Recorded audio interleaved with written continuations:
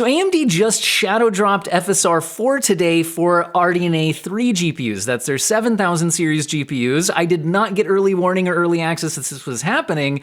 They said it was coming in July. So I noticed it launched this morning. I popped in my 7800 XT, immediately ran a ton of benchmarks, put together some side-by-sides, and here we are. So in this video, I'm going to test out 1080p, 1440p, and 4K at every upscaling setting as well as native AA. So we'll look at performance mode, balance mode, quality mode, and native on all three major resolutions.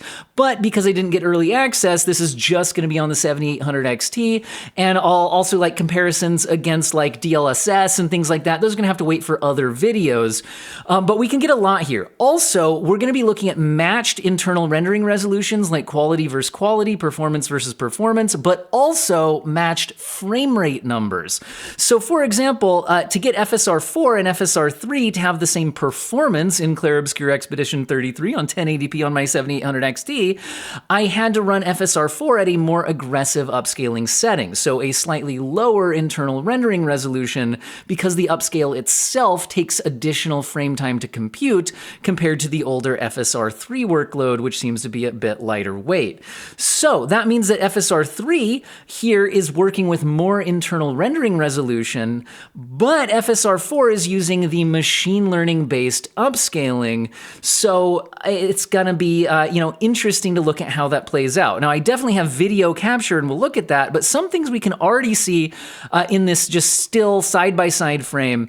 One of my biggest issues with FSR 3 has been third-person characters in motion. You'll see a lot of garbling and fizzling around the edges of the character, feet, legs, arms, as they swing, and there's disocclusion, there's a lot of garbling and motion. I find that personally extremely distracting, and it's one reason why I would stay away from using FSR 3 on a 1080p output unless I absolutely had turned down every other reasonable graphic setting, just because I find that to be so distracting. Whereas on FSR 4, you can see that the edges of the arms and things and legs, everything, sides of characters, when objects are disoccluded, stays together a lot better, despite the fact that in this one, I'm actually running at that lower internal rendering resolution. Also, if you look at fine details, the fence lines here compared against each other, things like that, you'll notice that there's a lot more detail reconstructed with the machine learning based FSR 4 as opposed to the older non-machine learning based FSR 3.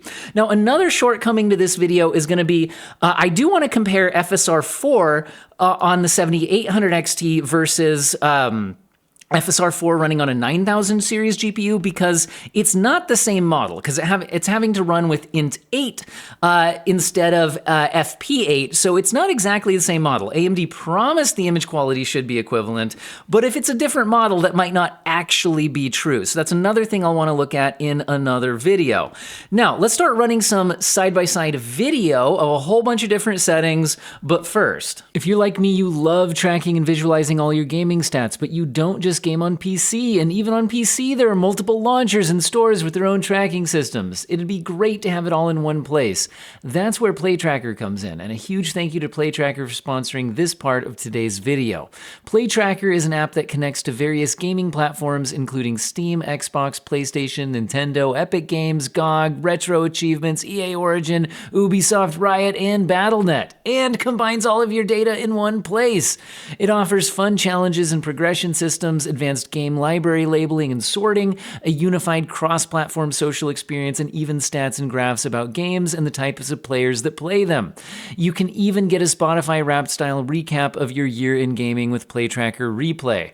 I love that PlayTracker enables you to chase the best deals on games without worrying so much about fragmenting your stats, and there's even giveaways you can qualify for by completing challenges, all while clearing out that embarrassingly large backlog you built up. Check out PlayTracker by following the sponsored link in the video description and/or pinned comment. All right, I'm going to shrink myself down tiny and out of the way unless I need to point something out, and let's go ahead and play some of these side by side. So in motion, again, look at the tree leaves, look at the edges of the character's arms swinging, and just the fine detail reconstruction and overall stability. And I would say that the only place where I think FSR 4 is a little bit less stable is like the actual tree leaves against the white sky. I would maybe see a little more flickering happening there, although there's extremely more detail, and overall I find the image significantly better. Now again, I'm giving FSR3 that additional rendering resolution since these match performance, so even at that lower internal rendering resolution, I do think FSR4 is producing a much better and more usable image here. So now switching to a 1440p output, we're looking at quality versus balanced again to match the output frame rate. And once again, well, I do think there's a little bit of shimmering on the tree leaves in FSR4 compared to 3. The overall image has a lot more detail, less garbling around the character, and just overall, I would be much happier to play the game on the right-hand side of the screen compared to the left-hand side of the screen. So this is really good to have this update. Now we're looking at 4K resolution, where I looked at FSR3 balanced against FSR4 performance in order to get roughly the same frame rate. We're seeing similar characteristics, although FSR3 I think does a much better job at a 4K output compared to what it was doing at the lower resolutions, just because it has more pixels to work with. So I feel like this is less of a blowout win, but still noticeably better on the right-hand side of the screen. So what we're going to switch to next, though, is a little bit different. So this is now looking at the matching the internal rendering resolutions, so we get different frame rate numbers, but they're working with the same internal rendering resolution. And man, 1080p performance mode upscaling is significantly better on the right-hand side of the screen from image quality, even though we're only getting 88 FPS versus 93. One of them I would use, and the other one I would not. So that's a significant difference. Now here, we're looking at 1080p balanced upscaling, and we're getting 83 FPS on FSR4 and 88 on FSR3. So again, FSR3 is faster, but we're getting just a significantly better looking result on the right-hand side of the screen. So again, even if one's faster, if I just wouldn't use it because it looks bad, that doesn't mean much, right? Okay, so 1080p, what if we use quality upscaling, which is the only thing I would have even considered using in a pinch with FSR3, but here the FSR4 quality just absolutely blows it away, where I would only use FSR3 if I had to. I'd already turned down a lot of other graphic settings. FSR4 quality on the 1080p output doesn't look too bad. I might consider using that even if I wasn't in an absolute last resort kind of scenario. Now, how about using them for native anti-aliasing on a 1080p output? Well, they actually have fairly similar performance. It's 63 versus 61, so FSR4 is a little bit slower. And I will say that FSR3 doesn't look bad as a native anti-aliasing technique, but I do think when I look at things in the distance and disocclusion and things like that, I do think FSR4 still has the edge here, even at native resolution. So how does the FSR4 native AA do up against TSR, which is Unreal Engine 5's default high-quality anti-aliasing? And at 1080p output, the performance is pretty much the same, and I think they both look pretty good. There's certainly differences in the image quality. I think some things look better with TSR, some things look better with the FSR4. So you know, you could go either way on that. I think it might be a personal preference game by game. Now, here we're switching to the 1440p output resolution, and we're starting with performance mode upscaling. It's 79 FPS with FSR3 and 72 FPS for FSR4, so it's only reaching 91% of the performance, but I think it does look noticeably better. Like, I would much rather use the gameplay on the right-hand side of the screen versus the left. If we switch to a less aggressive upscale, we're now looking at balanced on both. It's 67 FPS on FSR4 versus 72 FPS on FSR3. So we're reaching 93% of the performance with FSR4. But again, I find the image that we're getting to be a lot more usable. Overall, just less disocclusion issues on the character movement. I think just more detail and clarity reconstructed if we look at like the fountain in front of the character and all of that. Now switching to quality mode, which if I was using FSR3 is about as aggressive as I would want to get on a 1440p output. We're seeing 66 FPS for FSR3 versus 62 on FSR4. So certainly faster on FSR3, but again, the overall image looks a lot better on the right-hand side. If we look at like the fountain right now, you're getting a lot more detail on the FSR4 image. So overall, it's really nice to have this option. Now, as a native 1440p anti-aliasing technique, we're seeing 45 FPS versus 43. So FSR4 reaching 96% of the performance of FSR3. And again, FSR3 already did a pretty good job as a native anti-aliasing technique, so I'm not seeing as much of a just blowing it out of the way, but I do think we're getting, like, if you look at the pedals on the ground and things like that, a little more detail out of the FSR4 image. And if we look at FSR4 native AA up against native TSR at 1440p, again, I don't think that, the FSR4 native AA is just absolutely blowing it away, and I think there are even some things with TSR that might be a little more stable, like the lines that are holding up the flags and things like that. But overall, I think you might get a little more detail in the flower petals on the right-hand side of the screen, things like that. So worth considering using, and they get about the same performance. Now, switching to a 4K output, if we're looking at performance mode upscaling, we're seeing 49 FPS on FSR4 versus 56 on FSR3. So FSR3 is a lot faster here. FSR4 only reaching 88% of the performance, but I do think I'd be much more willing to use the performance mode upscale on the right-hand side compared to the one on the left. Although again, at the 4K output, FSR3 already did a lot better than it did at the lower resolutions. Switching to a balanced level upscale, we're now getting 48 FPS from FSR3 and 43 FPS from FSR4, so it's reaching 90% of the performance of FSR3. But again, I do think we're getting a lot more detail, less disocclusion artifacts, and things like that. Again, FSR3 at 4K puts up a better fight than it did at the lower rendering resolutions, but there's certainly still more detail available and all of that. Switching to a quality level upscale, we're seeing 42 FPS on FSR3 versus 38 FPS on FSR4. So 90% of the performance here. And again, image quality wise, FSR3 at the quality setting on a 4K output doesn't look too bad, but still I think we're getting more detail and things on the right-hand side of the screen for sure. Now, switching to the native AA, we're seeing 25 FPS versus 24, so, neither one's doing great on the 7800 XT, but this is epic settings in an Unreal Engine 5 game at native 4K.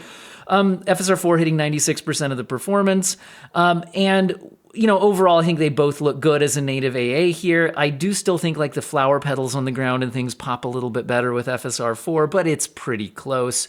And looking at native TSR 4K versus FSR4 native AA, again, the performance is about the same, and there are certainly some image quality characteristic differences. Both are looking pretty good here. Like I said, you can kind of nitpick the differences. It'd be kind of probably a personal preference. I do kind of look at like the ground details and things, maybe just a little bit sharper on the FSR4 side of things. All right, so those are the benchmarks that I was able to run for today's video. Like I said, it didn't get early access. I just immediately started benchmarking this morning to get you guys a pretty good look at this on day one, but I do want to do some follow-up coverage. I definitely want to look at DLSS, maybe revisit some older, rivalries like the 7800 XT against the, the 4070 or something like that in a bunch of games with DLSS versus now that we have the FSR4 support. That kind of thing could be interesting. Like I said, I also want to look at 9,000 series cards running FSR4 versus 7,000 series cards running FSR4 because it's FP8 versus Int8 versions.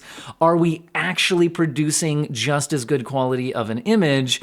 And also, it would be good to look at more games because this is just one game. I mean, sure, it's an Unreal Engine 5 game, and so it'll probably be representative of a lot of games, and it's last year's Game of the Year, so it's a popular title to look at, but this is still one game. So this is what I was able to get you guys if you wanted a day one review of all this, and I think it was a pretty good look, but there's certainly more to investigate in the future.